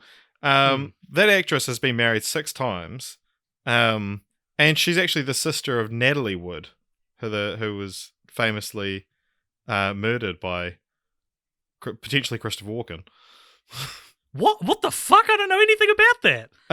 Well, there's conflicting reports, but Natalie Wood was an actress who drowned, and there was a bunch of famous people on the boat, and some people think that maybe one of them did it, and I think one of them was Christopher Walken. Robert Wagner, the actor, was another one who people are like pretty sure. Also, there's some shady shit happened between Natalie Wood and Kirk Douglas. But we don't need to go into that. Oh my god! Feels like all the rest of the stuff I have to say for Diamonds Are Forever pales in comparison to finding that out. But here we go. I thought that the campiness was a bit amped up in this film. It's kind of a precursor to the Roger Moore era. There's two henchmen in this film named Mr. Wint and Mr. Kidd who are very theatrical, and I'm gonna say it, Richard, they're pretty fun. They're pretty fun villains. They're very articulate and talk like this, and they're all like, "What do you think of this, Mr. Kidd?" "Yes, I think that's very good, Mr. Wint." And they're pretty creepy guys, so I liked them. Yeah, but there is an element of like gay panic to them. Do you reckon? Oh, I didn't even consider I think that. so. I think they're implied to be gay, and that's why they're scary. At one point one of them does say, I would like her if I liked women or something like that. Yeah, one of them does say, I'm gay and you should be scared of me. You're like, oh, that makes so much sense now. The 70s. Yeah, and so I also thought this film was, and I don't know what I don't mean what it sounds like I mean by this. I felt like it's a lot sexier, this film. Like the other ones, when there's like a female character in it who's supposed to be like, sensual or whatever, it's still like she'll be wearing like a bikini or a nice dress or whatever. But this one, they get real close to just straight up showing boobs and stuff in it. Yeah, and bums. Yeah, fuck yeah, dude. Yeah. And it's a lot more scantily clad, I guess. I don't know. Yeah, well, because there's the bit with is that a good observation? Yeah, there's the bit with the like tape, and he puts it like in her bikini bottom. Bikini bottom. Yeah. But like there's an important MacGuffin of the film touches a girl's bare butt for a not insignificant amount of time. Yeah. And so while we praised the On Her Majesty's Secret Service ending, the ending of Diamonds Are Forever, goddamn, man. These movies are so hard to follow, and we're thrown all around the world with no rhyme or reason. And you think Diamonds Are Forever is the Las Vegas one, like it's all set in Las Vegas and about diamonds. And then all of a sudden, it's the climax, and I'm on an oil platform in the middle of the ocean. Yeah. And I'm like, why am I here? How did we get here? What is going on? What happened? Why is the climax taking place here? Yeah, totally. So this film. This has got the most dragged on ending, I think, out of any of them. For sure. Like, you get to that final scene, you're like, oh, fuck, I just want to stop watching this now. But it never, these films never end, because Diamonds Are Forever is forever. Yeah. So what did you think of these movies, Richard? Did you like them? Those are the 7 films we watched. Did you like them? This has been one of the like hardest to get through franchises we've had in a while, because there's something so frustrating and disheartening about watching a film franchise, knowing that people love these films and that you're expected to go on a podcast for 2 hours and talk about how much you miss misogyny and and how but yeah, like, you know, that these are supposed to be untouchable, and I guess this is like proof of these films are shit if you didn't grow up with them. Like, it's just nostalgia. That's why you like them. Yep. And look, I love Casino Royale, and I really like the Daniel Craig films. These are bad movies. These are, except for On Her Majesty's Secret Service, these are all bad, outdated movies that no longer deserve to be remembered with such high esteem. Yeah, well, like, almost, even though it's probably got like the worst kind of thing in it, Goldfinger is the one. We like pull a cord and all this confetti falls down. They confused Austin Powers with James Bond. Goldfinger is the one that it's like, if this existed, if this was just like, oh, there's this real cool spy movie from the 60s called Goldfinger, you should check it out, and it wasn't part of this big franchise, you'd be like, oh yeah, that is kind of cool, I can see why people like that. Like, yeah. Because it's got all the iconic iconography. Iconography. Yeah. You can admire that somewhat, but it comes with all the problematic stuff, and then watching them all back to back just gets boring. I think that's the problem. I've only ever watched these movies back to back. This is the second time I've done it. I don't think you're supposed to do it that way. I think if you were watching these coming out in the 60s and it was like you vaguely remembered Dr. No because you saw it a year ago, and then From Russia with Love comes out and it's the same formula, you'd be like, yeah, sweet. But now with like home video and all this stuff, you know, there's no reason to...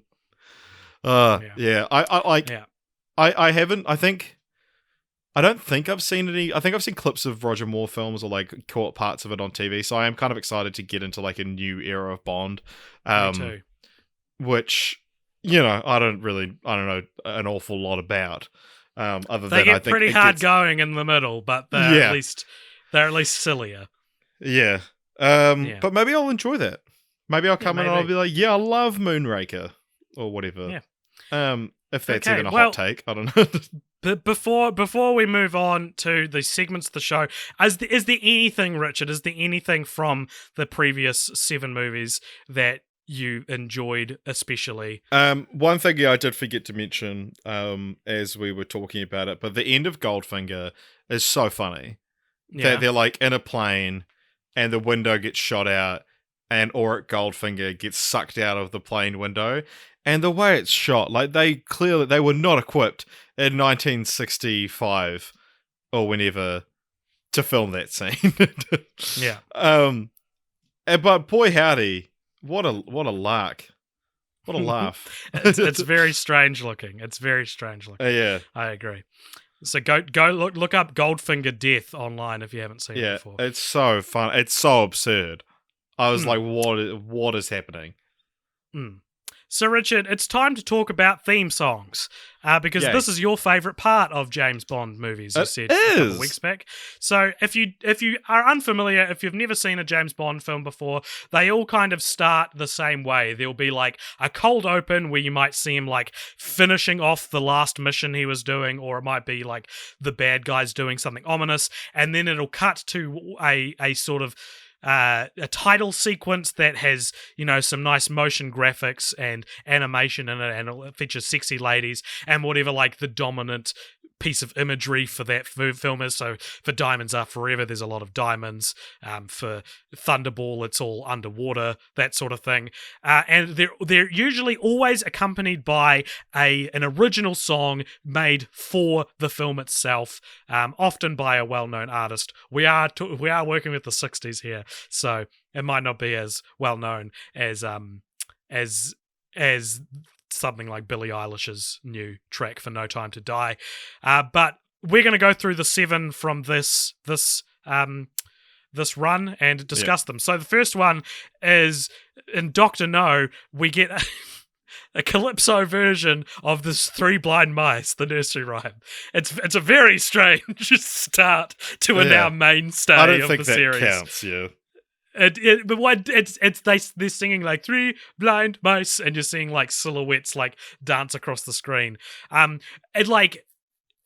wrote it down as notable because it means that at some point they were intending for every film to have this opening sequence, because Dr. No's one feels so out of place and tacked on, but it was always there, and it's just strange. Yeah. There is also, of course, the song in Dr. No, Underneath the Mango Tree, which is featured prominently, but is not technically the theme song. What did you think of the Calypso version of Three Blind Mice? Did you like it? I don't want to talk about it. So from Russia with Love, I don't want to justify you including it in this conversation. From Russia with Love, the theme song is an instrumental track, so there's no one singing it, but the instrumental track does have a title. It's called James Bond is Back. It's quite cool. I remember, like, from memory, it's like, yeah. Yeah, that's considered the first one. Like, it's the general consensus is Dr. No doesn't have one. From Russia with Love does, but it doesn't count. Yeah. Goldfinger is sort of the first of what has become sort of the icon, what you think of when you think of these opening sequences. Goldfinger features the song Goldfinger by Shirley Bassey, which you'll have heard before, even if you've never seen the film. It goes, Goldfinger, he's the man with the Midas touch. Da da da da. It's like, you'll know it. Go look it up. You'll have heard it. What do you think of this song? Okay, so this one is, even before liking James Bond, no, before watching James Bond, I should say. Excuse me. I was always interested in the theme songs, and I have read quite a few rankings, mainly just to see if they agree with me on what the best one is, because to me it's absolutely no contest, but we'll get to that in a few weeks. That Goldfinger quite often tops those lists, and I understand why there's a love for Shirley Bassey, and why, because she's pretty much synonymous with the Bond theme at this point. Yep, she did 3 of the Bond songs. Yeah, she did 5. 2 of them weren't used, but she's done 3 officially. Yeah. And yeah, so it's like, I get it, right? Having said that, I don't think Goldfinger is her best work, but a lot of people consider this to be the best one because it's the first one and it's so iconic. But it's not even her best one on this episode, No. Yeah. So, yeah, I'm gonna say it. Goldfinger, overrated. Okay, well, the next one very much fits the aesthetic and is a great song to establish the pattern. I agree. Thunderball had the song Thunderball by Tom Jones. A Johnny Cash version was also recorded but rejected. And I think Shirley Bassey did one. Well, there was one called Mr. Kiss Kiss Bang Bang that never made it through. And Shirley Bassey did one of them. How does Thunderball go? Can you give us a bit of it? I can't remember. I don't want to. Well, I did Gold. I'll do the next one. Okay, so it's like, and he strikes like thunderball. Yeah. Cool. What do you think of this one? Fucking love this one. This is so good. I fucking love this song so much. This also with the girls like swimming past the screen and stuff like that. To me, this is like Thunderball's almost so perfect that you would hear this in Archer or on Austin Powers, because it so perfectly fits that it almost borders on parody. And this is, I think, like the imagery of the title sequence itself is the one that's most commonly parodied, like having changing colors with silhouettes of women swimming past. Because if you've seen Spy Hard, or the opening to Spy Hard, which is the Leslie Nielsen film with Weird Al Yankovic does a song for it, and it's that kind of this kind of thing. But yeah, man, Thunderball's such a good song. Tom Jones, such a good singer. Because also I mean, I'd have to look at them all written down, but like Thunderball is also, because Goldfinger's about the villain, whereas Thunderball is just describing how cool James Bond is, which tends to be more often you get just descriptions of James Bond or from the point of view of James Bond, right? Mm-hmm. Yeah. Yeah, maybe. I'm not sure. I'm not familiar enough with the lyrics. Yeah, but yeah, Thunderball, great. This is my like top. Thunderball's my top 2 or 3. Nice Bond themes. So, because even though I haven't watched all the films, I have listened to all the theme songs, and I do already have a ranking of them. Yeah. Okay, cool. So You Only Live Twice. The song's called You Only Live Twice. It's by Nancy Sinatra. That's of the Sinatras. Yeah, yes. Frank Sinatra's oldest daughter. Right. And the musical hook would later be used in Robbie Williams' hit song Millennium. Yeah. So this is where you first hear we got stars directing our fate. But that's not, the lyrics of this are like, how does You Only Live Twice go? You only live twice. It sounds like I'm doing Coronation Street.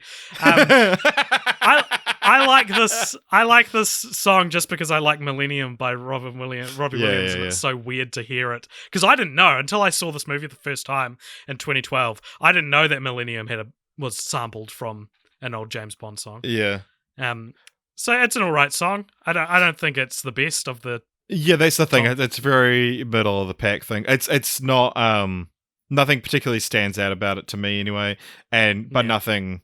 It's nothing taking it into bad territory. Yeah, and the imagery is sort of like lava-y themed, like volcano. Yeah. It's like this is a perfectly serviceable. Track. Yeah.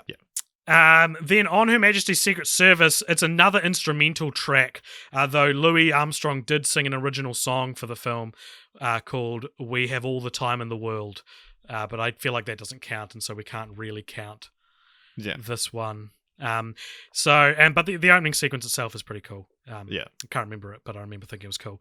Then we got Diamonds Are Forever, which is called Diamonds Are Forever, which is by Shirley Bassey, and that goes Diamonds Are Forever, Forever. Forever. Yeah, it's used in Diamonds from Sierra Leone by Kanye West as well. Oh, there you go. And that's sort of diamond themed in its opening imagery. What do you think of that one? I love this one. This one's great. This is my favorite because what's Shirley Bassey's third theme again? Moonraker.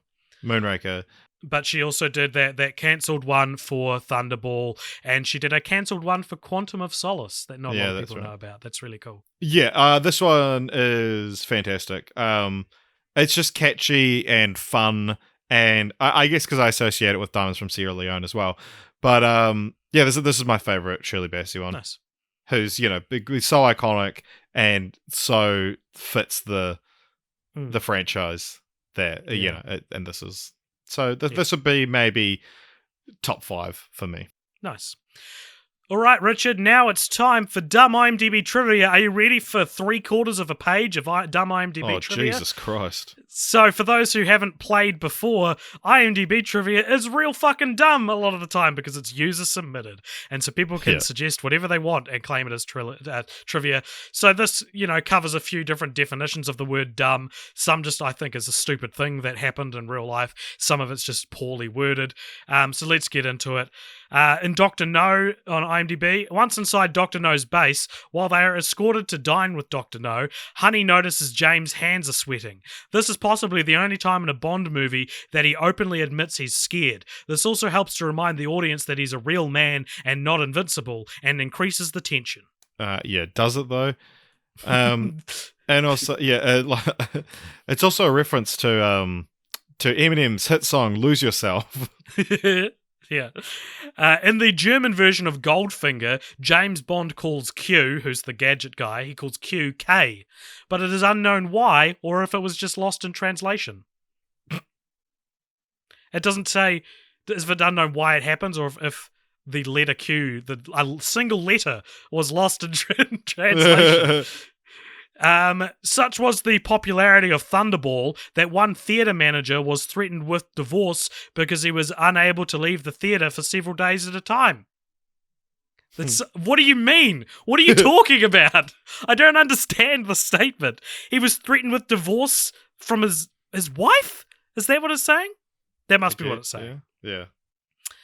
The studio's Japanese affiliate originally translated the title of Dr. No as "We don't want doctors" in South Korea. Because it's Dr. No. Doctor, no. We don't want doctors. Which I kind of like that title better, to be honest. Yeah. In South Korea, the literal translations of this movie was 007, murder number. In the original take of the final scene in On Her Majesty's Secret Service featuring Tracy Bond's death, George Lazenby came to tears. Peter R. Hunt then made them shoot the same scene again because he said that Bond does not cry. There were only 2 takes.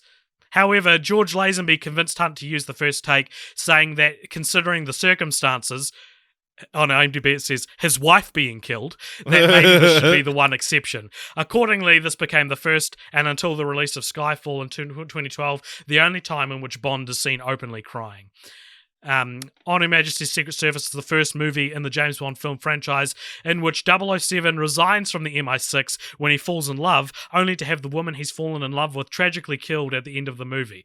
This feels like it's making fun of. Like this feels like it's written by a podcaster who's sick and tired of seeing that done over and over again. In Diamonds Are Forever, Tiffany, being the first American Bond girl, is argumentative, abrasive, loud, and brash when compared to previous Bond girls who were more demure. She was a stereotypical commentary on the American woman, apparently. That apparently is in there. Oh my it's like God. American woman, apparently. I love it. And finally, Ian Fleming wrote the story of Dr. No in 1956 for an episode of a never-produced television series, James Gunn, Secret Agent. So let's just sort of laugh on the fact that it's James Gunn. Yeah. The episode was titled Commander Jamaica. The unused treatment was then expanded and used for the 6th James Bond novel Dr. No, which had the working title of The Wound Man. Fleming based the character of Dr. No on Sax Rohmer's Dr. Fu Manchu. So that is a nice segue, Richard, into talking about titles. Yay. We talk about titles a lot on this podcast. What do you think of Dr. No as a title, Richard? Dr. No's such a stupid title. Like, you're kicking off a, decade-spanning film franchise, and you go with Dr. No for your first film. It's so bad. At least it's not like... I kind of admire the fact that it's not like James Bond in Dr. No, and that every film has to be called that now, like a James Bond story. Yeah. I'd say my favourite title of this bunch would be From Russia with Love, which might be my favourite title of any Bond film. I think it's interesting, sexy and mysterious, and it promises adventures abroad, and it evokes the brand the best, I think. It's like something you write at the end of a letter because you're writing from Russia, so there's a romanticism and there's a bit of love there as well as an adventure. Yeah. That being said, I'd have probably just called the first film On Her Majesty's Secret Service because that's what every film is about. Yeah. But the 007 titles are interesting because they don't really follow a single pattern, but rather fit into one of 4. I've got 4 patterns, but this might change as we go through them over the next few episodes. And just when you think you could come up with a James Bond movie title, it feels like they crank out a super out of place ones, So there are 4 categories that I've got written down here. The first 7 that we've talked about already fit into 3 of the 4. So I'll go from my favorite to least favorite titling scheme, right? So my favorite is the poetic / mysterious turn of phrase which communicates a key idea or piece of imagery from the film, right? So that's From Russia with Love, You Only Live Twice, or Diamonds Are Forever. Like they are phrases which sound kind of poetic, but then also Diamonds Are Forever is about diamonds. From Russia with Love is in Russia. You Only Live Twice. He does come back from seemingly death. The next category is literally just the name of a character, setting, or prominent event in the film, often but not always adjective plus a noun. So that's Goldfinger and Thunderball are adjective noun. Dr. No technically fits in this category because it's just a strange name for a character, and it's a main character in the film. And then the third category, broad titles you could give to literally any of the films in the series, which is On Her Majesty's Secret Service. And we haven't had any in the first 7, but there's also ominous phrases which don't really refer to anything specific in the film itself. So looking ahead, I would say Die Another Day. No Time to Die. Yeah, No Time to Die. Oh, I haven't seen it yet, but I presume having no time to die is not really something that applies to the story specifically. Yeah. So, Now it's time for our second to last segment. Our second to last segment. It is our second to last segment. I've made sure of it. Continue the franchise, Richard. So this is where we all pitch some way to continue on the Sean Connery franchise that we love so much. And while Lazenby never returned to play Bond and seemingly dropped out of the spotlight completely, Connery wasn't so willing to let it go. As I mentioned earlier, he returned for the non-official entry Never Say Never Again in 1983, and then 22 years later, did you know this? He returned once more to voice the character in the 2005 video game adaptation of From Russia with Love. Yeah, it's a PS2 game. Yeah, I didn't know he returned to voice it. That's awesome. There's also a very popular fan theory that Sean Connery's character in Michael Bay's 1966 film The Rock is supposed to be an older, grizzled James Bond who's been imprisoned in Alcatraz. I haven't seen it, but that's... Yeah, but it's something like that it's like, that makes the character too interesting. Yeah, right. Yeah, true. On top of this, it's also pretty clear that Sean Connery was intended to play Albert Finney's character in Skyfall, but he didn't come out of retirement for it, and as such, it created this weird disconnect in that film, which we'll get to in a few episodes' time. What's your continue the franchise? Okay, so my continue the franchise is I want to see a female reboot of James Bond. Now, I'm not talking about having a film come out now with a female female spy and the film pokes fun at, dated tropes. I want to see an almost word-for-word remake of one of these films starring Sean Connery with the genders flipped. And I want to see full-on misandry. I don't want to see, poking fun at it. I just want to see... the filmmakers believe this. The filmmaking stitched believing, into the text and of the film. And men on Twitter and Reddit would go ape shit for this. Yeah. Well, against this, And I just want to, because I think that would be funny to see, one of those things where it's like, It stops becoming like a fun little, isn't this dated, and becomes like, that's actually pretty wrong. Goes so far that it stops being a fun little experiment. Yeah, and just starts being like, okay, equality. Yeah. Hey, well, I hate to say it, Richard, I've got a remarkably similar idea for my continue the franchise. Not completely similar, but I want to recut each of the Connery films so that they contextually take place in modern day, and Connery's Bond is actually just an oblivious, awkward arsehole that everyone rolls their eyes at when he says something dated or lame, but he never quite realizes how much of a loser he is. But he's still a damn good spy. You got to give him that. It's would be like it's like Bolt. Do you know the film Bolt? The dog one. Yeah, the dog one with John Travolta and Miley Cyrus. Where everyone around him works to create this illusion and goes along with it just so that he believes this thing, because they also in Bolt it's because he's a good acting dog, and this is because he's actually a good spy. Yeah. So I would get the same types of cameras they filmed these old movies with, and film people respond, real time, modern day responses. So he says something real rapey, and everyone around him is just like, okay, and they just ignore him and move on. But he's completely oblivious to how everyone thinks he's just a fucking loser. And you cut out all the luck that he has. He doesn't have sex once in the movie because women refuse to talk to him. Because I thought it'd be you have women putting their clothes back on and being like, oh, it's for the cunt, it's for England. That's an interesting idea as well. Nice. Well, Richard, our final segment of the show is a new segment that we're implementing in 2020, and that is called Rank That Franchise. If you remember, at the end of last year, we ranked all the franchises we've watched so far, the first 99, and instead of just going back and doing another ranking episode at the end of the next 99, I thought it could be cool to just rank them as we go. So, you say you thought, but I remember this. I remember this being my idea. Yeah, no, you're right. So I'm adding Dr. No to the franchise ranking.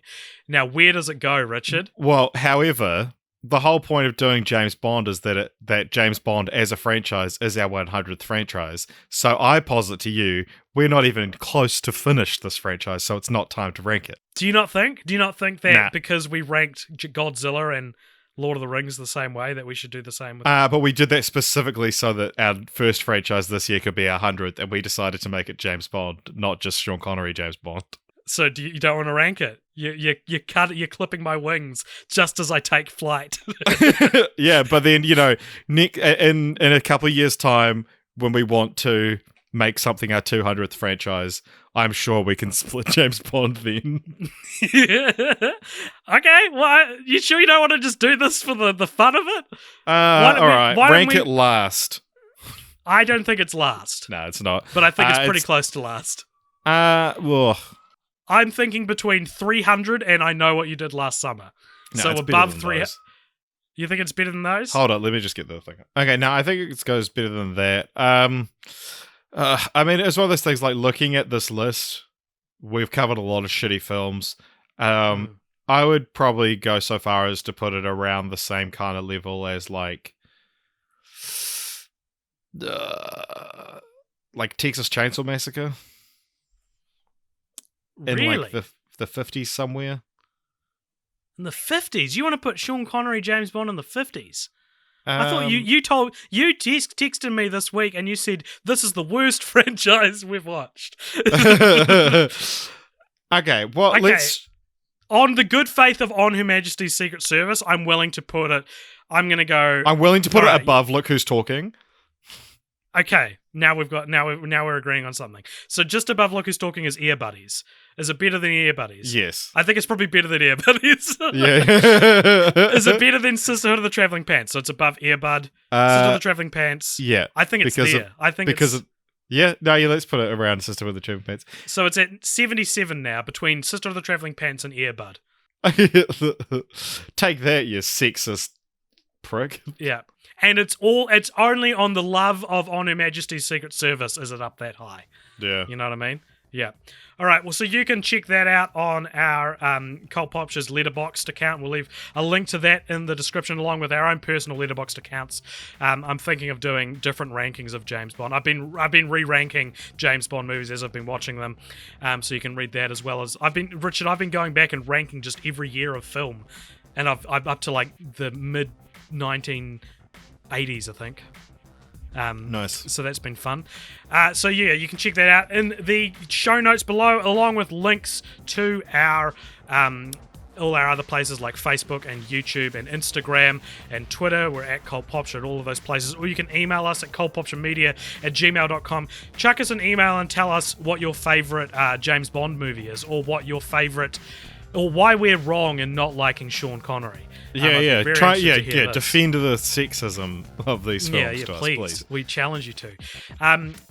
But yeah, other than that, we will be back next week with our final Oscar season episode of the year, which is us. We're going to be doing the Oscars of the 2010s.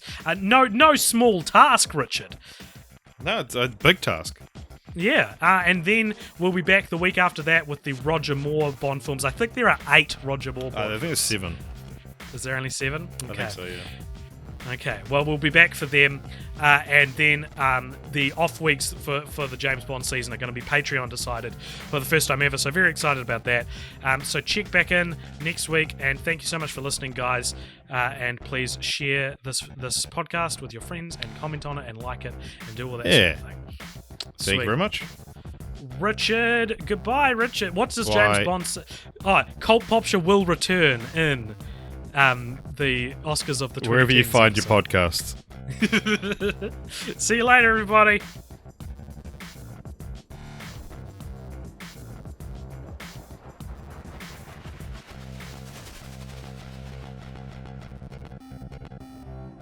Hey, thanks for sticking around. Oh, Hello. Boy, is it good to be back with Film Franchise Fortnights.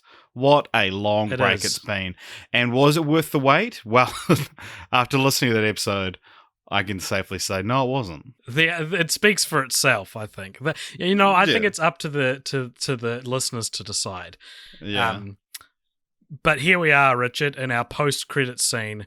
This part of the show, of course, brought to you by our Patreon, where members who donate $5 or more give us a challenge or a question or something or other for us to have a wee scush about at the end of the episode. And if you want to be part of this, just head on over to www.patreon.com/cultpopshow and donate more than $5, and you can throw us a question as well. So this one comes to us from Alexander McDonald, and he asks a question, Richard, that I am grossly unprepared to answer. He says, who would you cast as the Ghost Rider in an MCU adaptation of the character or story? Bonus points for any additional character castings. On a personal note, I'd vote for Pedro Pascal with Ian McShane as Mephisto. Now, my knowledge of Ghost Rider, very small. I really like Pedro Pascal's a great choice. He's one of those great choice to bring into the Marvel Universe as well. I really like the idea of, because I think the thing is, so Johnny Blaze, which is the Nicolas Cage one, is like one of the ones that's tied up in rights. So that's why when they brought Ghost Rider to Agents of S.H.I.E.L.D., they used I can't remember, but like a Hispanic character. I can't remember the version of the character's name. Right. But it was Gabriel Luna. I think Diego Luna would be a great choice for Ghost Rider. However, in the last day, it's been, well, when we're recording this, which I guess might spoil the time frame for some people, but it's recently been reported that Ghost Rider is apparently joining the MCU in Blade. And it would actually be the Alejandra Jones version of the character, who is a female. There's a Marvel character called Alejandro Jones? Yeah. That's my name. That's the Hispanic version of my name. Wow. Well, I feel a bit, I feel like I've You should play the wind's out of my sails now, because all I wrote here was I want to make a splash, so I'm casting Awkwafina as Ghost Rider. But I mean, if the new Ghost Rider's a girl, then that's not that exciting, isn't it? I feel like Lisa when she shows up to the football team and she's like, "That's right, a girl wants to play football," and they're like, "Oh, Jonah Long, there's plenty of girls already," and she's like, "Oh." That's what I feel like. Yeah, I'd like to see Awkwafina in the Marvel Universe. But yeah, I'm sure there's like a bunch of like young up and comers. Actually, Stephanie Beatriz from Brooklyn Nine-Nine, who's Rosa. Yep. Yeah, she's my She'd pick. be a great Ghost Rider. Yeah. Good choice. Yep. Yeah.